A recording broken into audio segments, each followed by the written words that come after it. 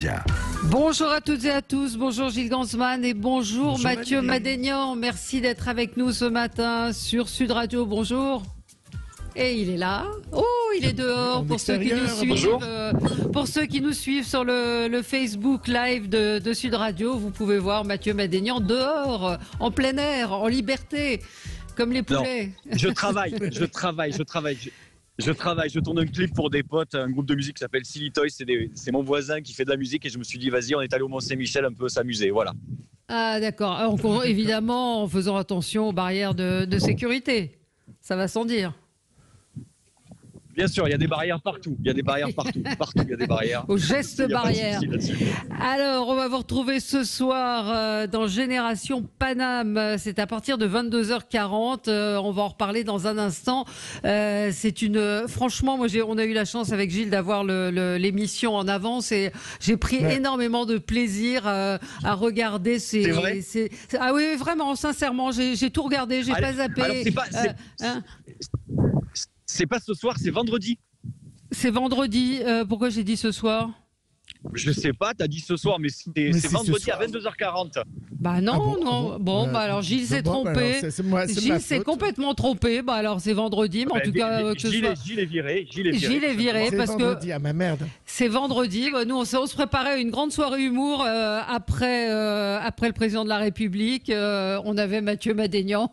C'était la soirée humour sur France 2, mais non, c'est vendredi soir, 22h40. Donc Génération Paname qui revient avec un deuxième show capté à la Cigale. Alors on va en reparler, mais Gilles regarde la télévision pour nous. Vous la regardez, vous, la télé ? Vous regardez, quand je dis la télé, je parle séries, Netflix et autres, Amazon Prime ? Ouais, je suis pas mal série. En ce moment, je regarde les Marseillais. Je sais pas pourquoi. Ça me détend, ça me fait penser à autre chose. Je sais, allez, vous pouvez me juger, hein. Allez-y, jugez-moi.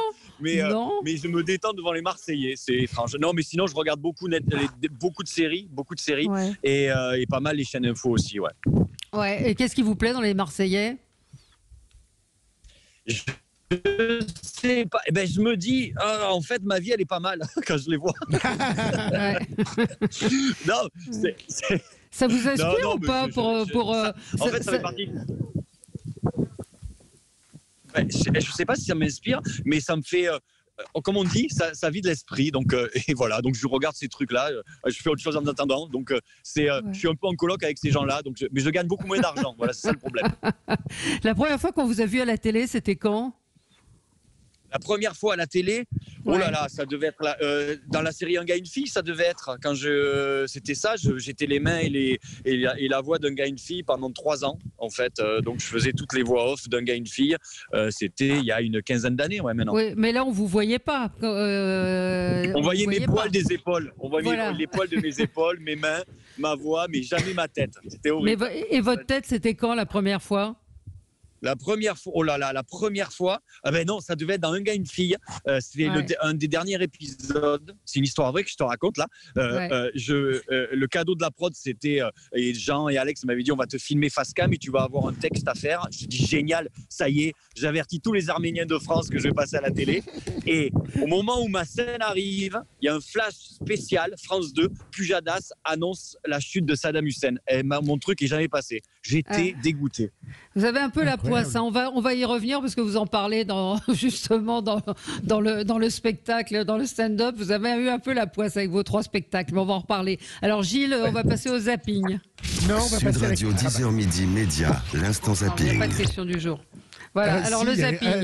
On ne met pas la question du jour, Valérie. Bah non, il n'y a pas de question du jour puisque vous demandez si on manque d'humour à la télé et comme l'émission c'est vendredi, si vous voulez, votre question du jour, elle tombe un peu à plat. C'était pas ce soir. Aimeriez-vous avoir plus de spectacles d'humour à la télévision en général? D'accord. Bon, en général. Donc c'est oui à 55%, non à 49%. Et Jackie nous dit par exemple qu'avec en ce moment il y a trop de politique, trop de docs sur la police ou les gendarmes. Donc ça fait bien de rire. Et il y en a un autre qui dit on va être servi ce soir avec Macron pour avoir de l'humour. Donc voilà un peu comment réagit nos éditeurs. C'est le 27 novembre et le 4 décembre la diffusion de Paris Paname, madame. Voilà. Heureusement que Mathieu Madénian suit suit un petit peu tout ça. Vous trouvez que ça manque un petit peu justement ce genre de spectacle ou l'humour à la télé en général? Enfin, vous n'allez pas me dire non, évidemment, non, je voudrais qu'il y ait plus de choses sérieuses, mais il y a quand même de moins en moins. D'émissions où il y a des sketchs comme ça, il y en a de moins en moins. Il y a beaucoup de... Les humoristes, maintenant, le biais pour être marrant, c'est faire des chroniques. Donc voilà, mais en fait, des émissions où des mecs montent sur scène, ou des filles montent sur scène et parlent de la société sur 5-6 minutes en faisant des vrais sketchs, en ayant vraiment leur moment, ouais, il y a très peu d'émissions. Il y a Génération Paname, les émissions qu'on a faites. Il doit y avoir le Jamel Comedy Club. Il y a peut-être le Festival de Montreux une fois par an qui est diffusé sur France Télé, mais sinon, il n'y a pas grand-chose en fait pour nous en tant que... Après, il y a les réseaux, il y a Internet, il y a tout ça, mais à la télé, il n'y a pas grand-chose, non. Non, ça c'est sûr. Alors Gilles, c'est le zapping. On y va pour le zapping, absolument. Allez. Après les réseaux sociaux, les chaînes info, dès ce matin, ont repris les images d'affrontements avec les policiers venus déloger les migrants et leurs tentes sur la place de la République. C'est un démantèlement d'une rare violence qui s'est produit hier soir au pied de la Statue de la République à Paris. Il y a des gens à l'intérieur ! Une heure après s'être installés, les migrants et leurs 500 tentes ont été délogés sans ménagement par les forces de l'ordre. Des forces de l'ordre qui n'ont pas hésité à mettre des coups de bouclier ou encore des coups de pied dans la foule. Inacceptable pour la France insoumise. La seule réponse qu'on donne à des centaines de personnes qui, en plus dans le temps de Covid, n'ont pas d'abri, ne sont pas mises à l'abri, c'est la police. Et ça, c'est plus supportable. On va évidemment en reparler à 11h, évidemment. Et puis hier démarrait le procès de Nicolas Sarkozy, Valérie, avec un de ses corollaires surprenants. Vous savez, le cas de Paul Bismuth, le nom de code qu'il avait utilisé dans les écoutes. Mais voilà, Paul Bismuth, il existe vraiment. C'est un ancien camarade de classe de Nicolas Sarkozy. Bah du coup, le Paul Bismuth, il est super en colère et son avocat aussi. Si on veut être discret, on prend pas le nom de son copain d'école. Enfin, c'est complètement délirant. C'est-à-dire, dans les services secrets, enfin, tout le monde connaît un peu leur façon de faire. Ils utilisent des codes dont on ne peut pas repérer d'où ça vient. Tandis que là, c'est le nom et le prénom, Paul Bismuth. Donc moi, je ne sais pas, demain on utilise mon nom, je suis fou furieux. Et effectivement, je demande réparation devant un tribunal. Ça vous a fait rire? Oui, Mathieu Madénian, effectivement, c'est pas. Est-ce qu'il pouvait dire au mec qui trouvait que son nom était rigolo et que c'est pour ça qu'il l'avait choisi? Ça devient un peu ridicule, non, tout ça. C'est-à-dire que c'est incroyable parce qu'on se permet d'avoir des. On critique Trump, on critique tout ça, mais bon, il faudrait quand même regarder ce qu'on a chez nous pour. Mais vivement que moi je suis curieux que la vérité soit faite sur cette affaire quand même. Ça m'intéresse par contre. Ouais, ça m'intéresse. Allez Gilles, on continue. Il y avait Coluche qui avait l'habitude de signer de noms d'hommes politiques quand on lui donnait les livres d'or ou dans les restaurants. Il signait la purée était pas très très bonne. Signé Raymond Barre. Enfin, il mettait aussi des noms. Comme ça. Quand je suis en tournée, je fais des hôtels, et dans les hôtels, je crois souvent la signature, c'est Laurent Baffy qui s'amuse à faire ça. Et ben, il insulte tout le monde sur les livres d'or. Il dit par exemple, la douche était dégueulasse. Et une fois, je suis tombé sur les chiottes étaient pourries. Je ne reviendrai jamais plus dans cet établissement signé Mathieu Madénian. Alors que je n'étais jamais allé et je vois mon nom et je fais oh l'enfoiré. Voilà. Laurent Baffy n'a pas beaucoup de limites effectivement. Il est capable de beaucoup de choses. Aucune. Gilles, on continue. Comme Paul Bismuth, lui aussi, il est pas du tout content. C'est Pierre Arditi, hier sur LCI. Il a trouvé que notre jeunesse n'était pas à la hauteur. Tout fout le camp. Il me semble me souvenir qu'avoir 20 ans en 1940, c'était beaucoup plus dur. Parce qu'à l'époque, par exemple, il y avait couvre-feu. Le problème, c'est que ceux qui le faisaient respecter, c'était les nazis. Vous auriez un fils de 20 ans qui est allé à cette fête, vous l'auriez traité d'irresponsable et vous l'auriez engueulé. Tu veux, c'est quoi? Qu'est-ce que tu veux prouver là? Ça va? Tu peux pas tenir encore quelques jours, quelques semaines. C'est très emmerdant, mais pour nous aussi, c'est emmerdant. Ouais, je vois Mathieu Madénian râler d'entendre ça. Non, je râle pas. On vous a perdu. Moi, je trouve quand même que, mine de rien, la jeunesse, c'est bien sur les jeunes qui ne respectent pas. Alors, bien sûr, ça existe, mais je trouve quand même que les jeunes ont quand même pas mal respecté ce confinement. Enfin, j'ai l'impression qu'elle a été assez responsable, cette jeunesse-là, justement. Alors, bien sûr, c'est facile après de pointer du doigt quelques abrutis qui ne respectent pas le truc, mais d'en faire une généralité, je trouve ça pas juste, en tout cas. Ouais. Allez, alors, pour finir, Valérie, faut avouer, à demi pardonner. Alors, écoutez bien ce que vous allez entendre. Bon, c'était quand même pour la bonne cause. Mais hier, Coé a avoué avoir triché à Qui veut gagner des millions. Et vous allez voir qu'avec son complice, ils avaient une astuce pour tricher formidable. Écoutez. En fait, pour l'appel à un ami... Je peux le dire ou pas? Si. Pour l'appel à un ami, je savais quel ami il allait appeler. Ouais. Donc au fur et à mesure, moi, j'ai envoyé les... Oui, alors ça, faut pas le dire. T'es un putain de grugeur. Pour que l'ami puisse... Non, mais c'était pour une association, 70 000 euros, c'est pas ça. Mais 70 000 euros, triché. Voilà, et je connaissais le seul endroit... En fait, j'irai pas en enfer, j'irai pas au paradis, j'irai entre deux thermostats 6. Et il y avait des brouilleurs, parce qu'il y a des brouilleurs sur le plateau, faut le dire, et je connaissais le seul endroit qu'on m'avait dit où il n'y avait pas le brouilleur. J'ai pas compris du tout ce qu'il avait fait. Je vous explique, vous avez un appel à un ami. Vous savez que par exemple, moi je vous ai choisi.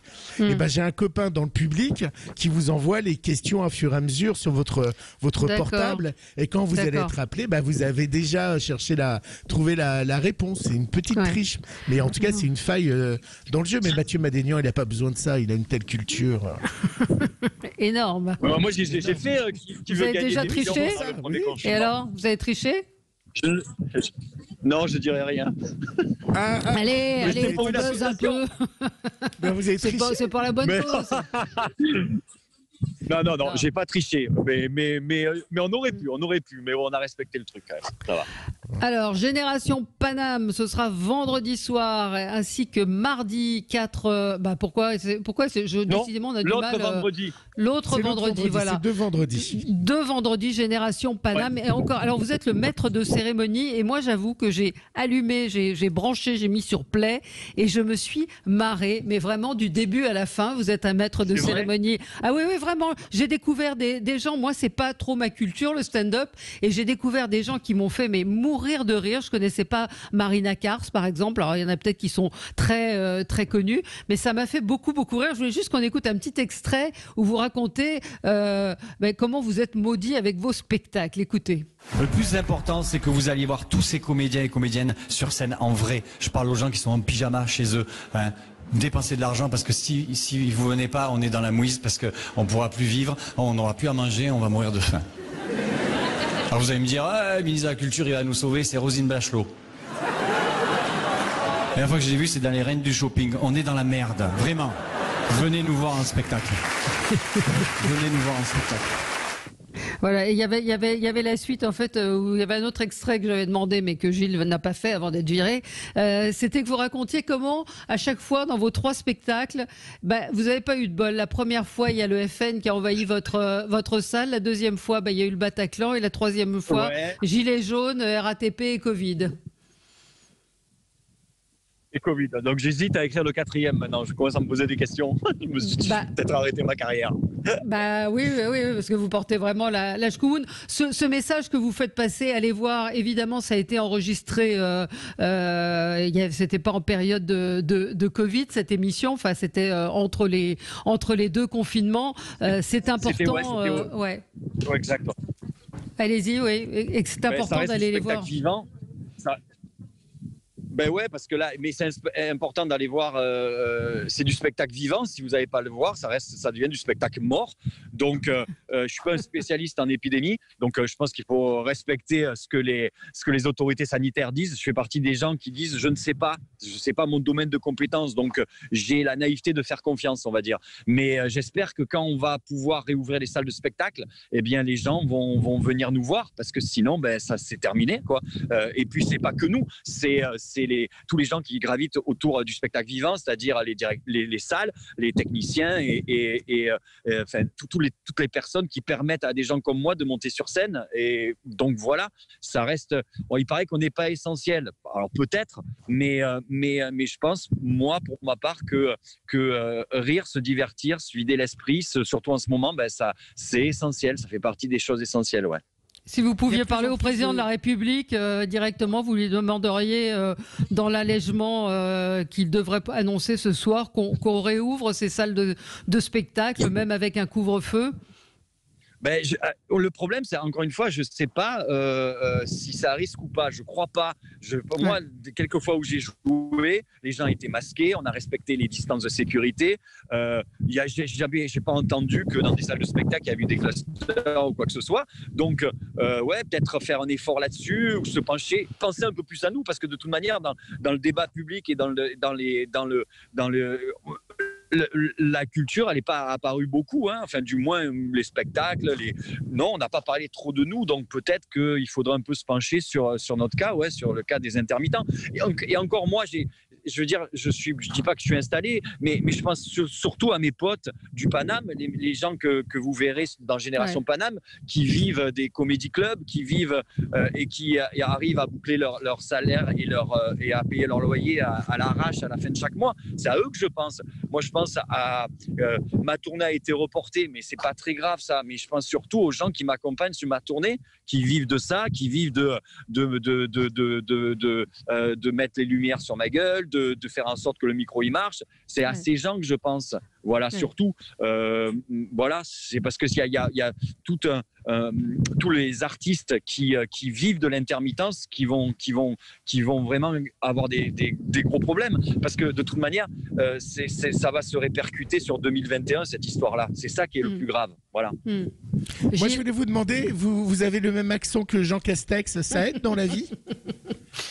Et tu sais que Jean Castex, il est le maire de Prades, c'est un petit village à côté de chez moi, à côté de Perpignan. Est-ce que ça aide l'accent? Moi, ça m'a aidé. Et puis, je me suis jamais posé la question de savoir s'il fallait que je l'enlève ou pas. Je le garde, ça fait partie de moi. Donc, ça permet de faire passer des choses graves avec un peu plus de légèreté.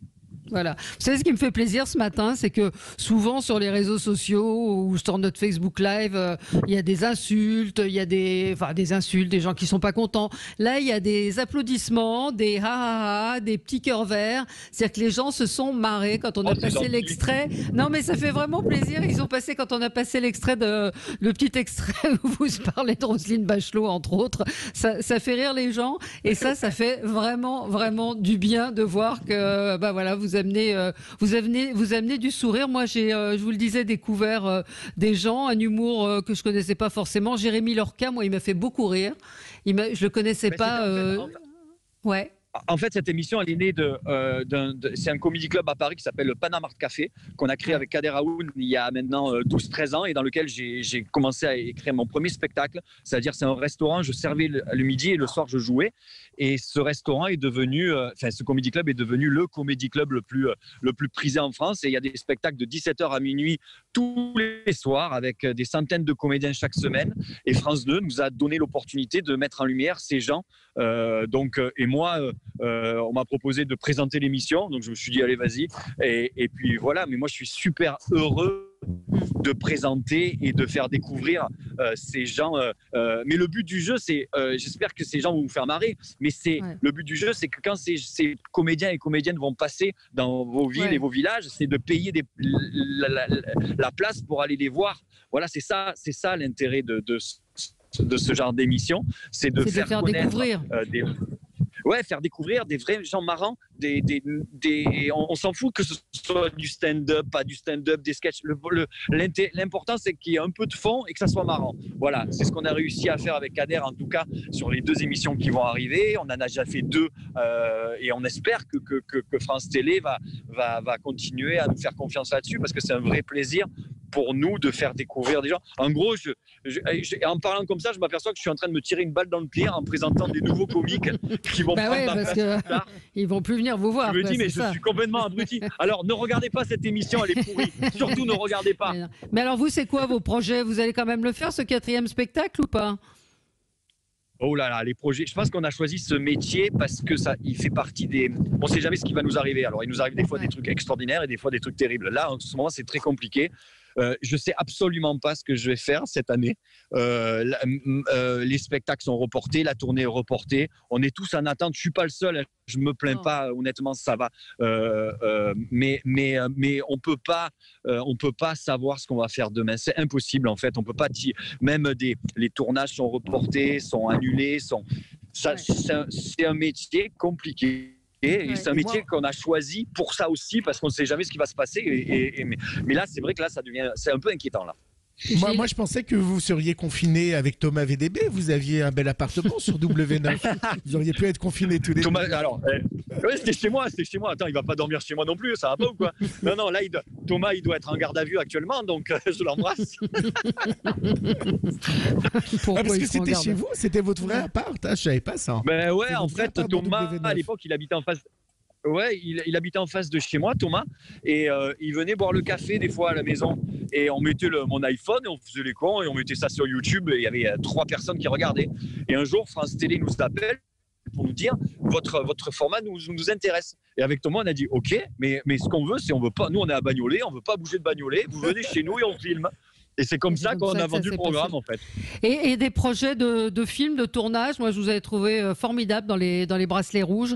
Est-ce qu'il y en a d'autres? Non, c'est vrai? Ouais. C'était un autre aspect de votre talent de comédien. Tu parles. Ouais. Alors en fait, là, il y a une série sur TF1 qui va sortir, j'espère, mars-avril, qui s'appelle Gloria, avec Cécile Bois et Joey Starr, dans lequel j'ai un rôle un peu sympa. Et j'ai tourné aussi dans un Captain Marlowe, donc ça c'était cool. Et puis j'ai peut-être, alors normalement c'est en avril, un unitaire pour TF1, une comédie qui s'appelle Le Furet, et dans laquelle j'ai le rôle principal. C'est la classe. C'est quelle classe. Vous êtes avec Julie Ferrier aussi sur France 3. Dans la série France 3 avec Julie Ferrier. Vous êtes avec Julie Ferrier aussi sur France 3. Ah ouais, oui, j'ai fait un truc, j'étais le procureur qui comprenait rien. Ah oui, j'ai fait le procureur qui comprenait rien. En fait, on sympa. Que des rôles où je comprends rien. En fait. Et une dernière question, Michael, un auditeur nous dit: quel est ton meilleur souvenir chez Michel Drucker? Oh là là, il y en a tellement. En fait, alors je vais pas faire le lèche-cul parce que tous les mercredis quand on a enregistré, c'était un réel plaisir de m'installer là et d'avoir la totale liberté de dire ce que je veux. Je crois que le meilleur souvenir, ça a dû être. Alors, il y en a. Quand, la première fois que j'ai eu Aznavour sur le canapé et on a dû. Michel m'avait dit fais attention, c'est un vieux monsieur, il fait pas, c'est le chef de ta communauté, pas de méchanceté. Je suis non, mais ne vous inquiétez pas, on lui donne un mauvais texte à Drucker pour pas qu'il nous embête. Et première question que je pose à Aznavour, je lui dis en tout cas, Charles Aznavour, je vous admire, fiscalement parlant, je vous admire. Voilà. Et lui, il a rigolé, Aznavour. Donc on s'est dit on peut y aller. Et sinon, il y a eu un moment incroyable avec sur le plateau, il y avait Johnny Hallyday et Eddie Mitchell. Voilà. Ah ouais. Et j'ai réussi à faire rire ces deux personnages. Et qu'on aime ou qu'on n'aime pas, on est obligé de considérer que c'est des gens qui c'est des monstres. Et moi, j'étais là et je leur faisais des blagues. Et ces mecs-là rigolent à mes blagues. Ouais, ça fait partie des bons souvenirs. Ça, c'est des bons souvenirs. Et vous continuez à écrire dans Charlie Hebdo? Ouais, on continue. C'est compliqué en ce moment. Hein. Tout devient un peu compliqué. Tout devient compliqué, mais on s'accroche. Ouais. Merci beaucoup Mathieu Madénian d'avoir été avec nous. Franchement, regardez ce vendredi-là et le vendredi suivant, ce sera à 22h40, donc Génération Paname. Vous allez passer un bon moment. C'est des sketchs, moi j'appelle ça des sketchs, c'est du stand-up assez court. Et puis l'intérêt c'est de savoir qu'il y a des gens qui montent sur scène. Il y a des gens qui montent sur scène et que c'est marrant. J'espère que tu vas retrouver du boulot rapidement. Peut-être dans l'humour, on ne sait pas. Terrible, on verra demain. Peut-être que je le fouetterai, je ne sais pas. Allez, merci beaucoup. On se retrouve dans un tout petit instant. La réponse, Gilles, à notre question, on a le temps de la donner. On a le temps, on est pressé, mais je me connecte rapidement. Oui, à 58% et non à 40%. Vous voulez plus d'humour? Vous voulez plus de franchement, regardez vendredi soir parce que vous allez voir des gens différents. C'est pas des diffusions de vieux sketchs. C'est des choses nouvelles et franchement très très drôles. Donc vendredi soir 22h40 sur France 2. Merci Gilles. On se retrouve dans un tout petit instant.